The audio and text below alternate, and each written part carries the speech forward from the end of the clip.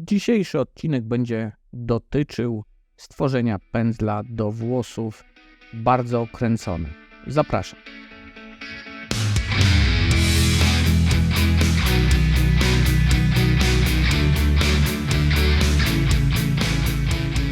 Pozdrawiam serdecznie, Waldek, kanał Photomix. Dzisiaj druga część, bo w tamtym tygodniu była pierwsza, gdzie poznaliście tajniki tworzenia pędzla dla włosów prostych. Dzisiaj natomiast pokażę Wam, jak to zrobić dla włosów mocno kręconych oraz tylko na koniec wrzucę, jeżeli chodzi o włosy falowane. Także zobaczycie, jak krok po kroku zrobić taki pędzel na mocno kręcone włosy, którymi później można dowolnie edytować, rozjaśniać i przyciemniać, zagęszczać włosy, jeżeli zrobicie na zdjęciu i coś Wam nie odpowiada, także będziecie mogli sobie spokojnie zrobić później edycję i te włosy będą wyglądały naprawdę fajnie. Tutaj pojawi się link do pierwszej części filmu i oczywiście wrzucę to także w opisie, tak żebyście mieli dostęp szybki do wszystkiego, dlatego zachęcam na początku, jeżeli ktoś jest tutaj po raz pierwszy, obejrzenie pierwszej części, bo tam dokładnie wszystko omawiam i później dopiero zaczęcie pracy z drugą częścią, jeżeli chodzi właśnie o tworzenie tych pędzli do włosów. Oczywiście, jeżeli jest jeszcze tu ktoś pierwszy raz, to serdecznie zapraszam do subskrybowania i naciśnięcia dzwoneczka i będziesz powiadamiany o wszystkich moich produkcjach. Nie przedłużając zatem, przechodzimy do Photoshopa, włączamy naszego edytora zdjęć i pokazuję już Wam kroczek po kroczku wszystko, jak należy co ustawić, żeby mieć jak najlepsze efekty właśnie tworząc pędzel do włosów. Zapraszam. Jeśli podobają Ci się moje filmy, wesprzyj mój kanał na platformie Patronite i skorzystaj z dodatkowych bonusów. Tak jak przy wcześniejszym przykładzie, tutaj wejdziemy w menu File i wybierzemy nowy. Ustawiamy 1500 na 1500 pikseli, RGB i biały kolor jako wypełniający. Jeżeli chodzi o to, dlaczego akurat takie, to odsyłam do wcześniejszego filmu, jak już powiedziałem, tam jest wszystko wyjaśnione, jeżeli o to chodzi. I jeżeli to mamy, to standardowo tworzymy nową pustą warstwę, żeby nie malować na tym tle, zresztą później będzie to źle wyciąć jako pędzel. Także mamy pustą, przezroczystą warstwę i tutaj będziemy tworzyć nasz pędzel do włosów mocno kręconych. O, tak to można powiedzieć. Czyli standardowo wybieramy pędzel. Na pasku górnym narzędzi pędzla wybieramy jako twardy. Zmniejszamy tą jego twardość do około 90 nawet może 5%. Pamiętajmy, że przepływ i krycie na 100%. Nawiasami kwadratowymi zwiększam pędzel. Mam coś takiego. Klikam i mamy już koło, ale chcemy troszeczkę coś innego, dlatego zmniejszę delikatnie i zrobię tutaj takiego brzucha. Chciałbym ten pędzel, żeby był troszeczkę cieńszy właśnie w tym tutaj kształcie i dlatego musimy wymazać te elementy czarnego tutaj z dołu. Do tego posłuży nam gumka. I tutaj jest mały problem. Jeśli chcemy zautomatyzować, to jest delikatny problem, bo tak ogólnie nie. Chodzi o wciśnięcie tyldy. Chociaż jakby nie było, mam informatyczne wykształcenie, ale tutaj tylda w Photoshopie mnie po prostu zagięła. Mamy wcisnąć w tyldę, tylko że jest taki problem, że u mnie na klawiaturze nie ma w jednym klawiszu tyldy, tylko jest poprzez Shift i taki przecinek. I powstaje tylda. No i z tym problemów nie ma. W każdym edytorze tekstów jest wszystko ok. Najgorsze jest to, że muszę wcisnąć w Photoshopie jeden klawisz. I tu jest ból. Nawet przypisując do skrótu klawiszowego, dajmy na to Shift z tym przecinkiem, można by powiedzieć, i tak łapie mi Shift z przecinkiem i tworzy całkiem co innego w skrócie klawiszowym niż powinno być, czyli tyldy nie ma, więc jeśli ktoś ma rozwiązanie na to, to chętnie posłucham, bo no, jest to dla mnie na razie nierozwiązane, a myślę, że może ktoś wpadł na taki pomysł i miał taki problem, dlatego zwracam się do Was z taką prośbą. Jak ktoś tam wie, to piszcie w komentarzu, na pewno sprawdzę i ewentualnie powiem to na następnym szkoleniu, jak właśnie coś takiego można uzyskać. Wracamy do szkolenia. Pomijając tą opcję, zwiększamy tak samo narzędziem gumka, czyli nawiasy kwadratowe, zwiększamy ten pędzel gumki i będziemy coś takiego sobie tworzyć, jak widzicie, żeby to tak ładnie wychodziło. Tak samo zrobię z tej strony. To możemy wyciąć. Tutaj też. I dostaliśmy coś mniej więcej w tym stylu. To będzie baza do naszych dalszych prac. Teraz, tak jak przy wcześniejszym przykładzie, nie chcę, żeby ten cały pędzel był kwadratowy, tak jak tutaj, tylko przycięty do wielkości tego elementu, w tym wypadku tych pozostałości po tych dwóch okręgach. Czyli wciskamy Ctrl i najeżdżam, zaznaczam, klikając na tą warstwę z wciśniętym oczywiście klawiszem Ctrl, mamy zaznaczenie samego obiektu, następnie wciskamy klawisz C na klawiaturze, pojawia nam się, jak widzicie, narzędzie wycinania, teraz robimy Enter, Enter i mamy już wycięty wielkość tutaj naszego pędzla. Następnie musimy zdefiniować już nasz pędzel, czyli przechodzimy do Edit i mamy zdefiniowanie pędzla, nazywamy go wedle potrzeb. Ja napisałem Photomix pokręcony, wciskamy OK i jak widzicie już mamy nasz pędzel gotowy. Teraz tylko oczywiście należy go zedytować jeszcze pod siebie. Teraz, żeby jeszcze go zobaczyć, to zrobię Ctrl Z tutaj, żeby powrócić do tego wcześniejszego widoku, troszeczkę zmniejszę i przejadę i zobaczcie, dostaliśmy taki kształt. Oczywiście na nim nam nie zależy, będziemy dalej, jak to było w przypadku wcześniejszego pędzla, edytować i tworzyć efekt właśnie już na samym już tym pędzlu, który w tej chwili mamy. Czyli tak jak mówiłem wcześniej, klikamy tutaj na tą ikonkę, pojawia nam się okno z naszym pędzlem, możemy to kliknąć. Jeżeli ktoś ma tutaj, taka ikonka jest ustawienia pędzla lub okno i też mamy ustawienia pędzla. Jeżeli w tych trzech miejscach klikniemy, przejdziemy do identycznego, takiego samego okna edycyjnego. Przechodzimy na początku do kształtu końcówki pędzla i na dole mamy odstępy i akurat w tym wypadku, jak widzicie, musimy delikatnie te odstępy zwiększyć. Jeszcze, może jeszcze na jakieś, a niech będzie równo 100%. No jak widzicie, zrobiło nam się, już mamy, jak przeciągniemy pędzlem, nie są jednostajne te ustawienia, tylko mamy już co jakiś czas ten nasz kształt wstawiony.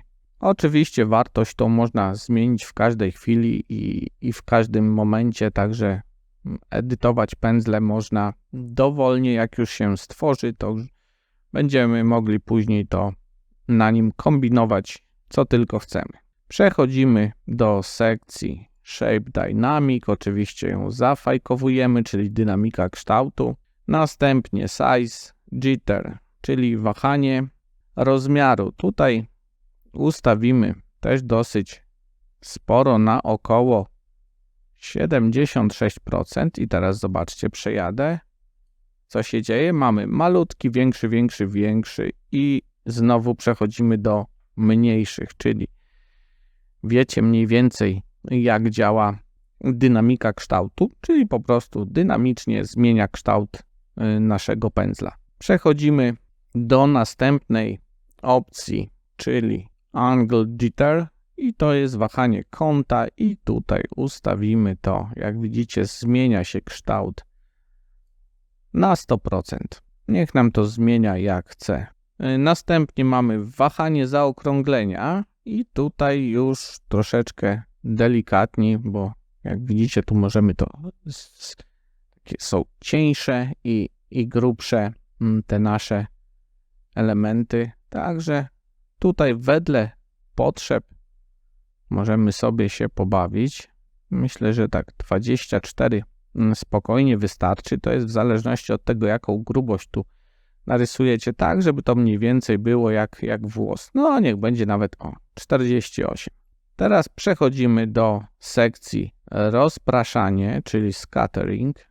Klikamy oczywiście zaznaczenie. Pamiętajmy, że jeśli zaznaczymy, a nie klikniemy na nazwę, to możemy działać na innym oknie niż chcemy. Dlatego klikamy na nazwę, od razu się zaznacza i od razu jesteśmy w tej sekcji, którą chcemy. I mamy rozpraszanie, czyli porozrzucamy teraz troszeczkę nasze elementy pędzla. Tutaj porozrzucamy naokoło, a możemy też równiutko dać 100%, jak się uda. A się nie udało, to damy 103. Następnie mamy zliczanie obiektów. I tutaj możemy ustawić na około 4. To jest akurat uzależnione od gęstości włosów. To możemy także później zmieniać. Także jak widzicie, jak przejedziemy dalej, to mamy gęstsze te elementy. Jak mniej, to mamy to rzadsze. Także od 4 możemy tak sobie zacząć to wszystko, a ewentualnie przy zmianie włosów, w zależności jak nasz model lub modelka będzie miała włosy, to możemy to sobie później edytować już wedle siebie. I następnie mamy wahanie zliczania. Tutaj możemy na jakieś 27, może 30, 27. Niech zostanie 27%. I przechodzimy do Dual Brush, czyli podwójny pędzel. I chciałem tutaj pokazać, bo wcześniej ćwiczyłem i też miałem swój pędzel, dlatego mamy dwa swoje identycznie wyglądające pędzle i jak poznać, który to który. Ja tutaj dla przykładów zmniejszyłem trochę ten swój pędzel, dlatego on nie ma tych oryginalnych wielkości, ale jeśli nie robiliście tego, to macie tutaj ten numer taki sam jak tu przy tym pędzlu i ten możemy wybrać. W moim przypadku to będzie pewnie ten. Drugą opcją jest najechanie na ten pędzel, poczekanie chwilki i nazwę mamy wyświetlaną. Także w ten sposób możemy sprawdzić, czy jesteśmy na pędzlu, który akurat chcemy zmienić lub obrobić. Zmieniam ustawienia na Color Burn i to będzie ściemnianie liniowe wedle tłumaczenia. Rozmiar troszeczkę zmniejszę, gdzieś do 484. Odstępy na jakieś damy 29 i rozproszenie tutaj, jak widzicie, takie mamy przerwy. Damy je na 98, 96 można. Tutaj zliczanie obiektów na końcu, jak widzicie, coś takiego tworzy, możemy na 2 ustawić. I w tym wypadku to by był koniec. Jeśli zamknę, przejdę do zdjęcia. Proszę bardzo, mamy coś takiego. Czyli nasze włosy Może jeszcze zrobię Ctrl Z na nowej pustej warstwie. Będę pokazywał, żeby to jakoś wyglądało. Jeszcze może przybliżę. O, zmniejszę ten pędzel. O, i mamy coś w tym stylu. Teraz możemy rodzaj warstwy zmienić na overlay lub soft light, w zależności od tego, jakie chcemy efekty uzyskać. Może overlay będzie lepszy. O, proszę. I oczywiście pobieramy kolor z naszych włosów, czyli wciskamy Alt na klawiaturze, pojawia się pipeta, możemy te ciemniejsze wziąć i wyrównamy tutaj te włosy właśnie na ciemniejsze. Proszę bardzo, jeździmy. O, i mamy wyrównane tutaj na ciemniej. O, także ładnie tu zrobiliśmy. Jeżeli byśmy chcieli na przykład włosy rozjaśnić, to możemy po prostu zmienić tutaj kolor na biały i teraz może dam na drugiej pustej warstwie. Jak przejedziemy, to zobaczycie, jest to dosyć mocno widoczne, ale można zmienić oczywiście rodzaj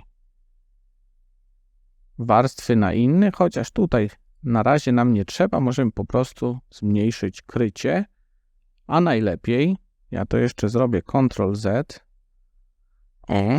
przepływ. Przepływ dajemy na dosyć mały i teraz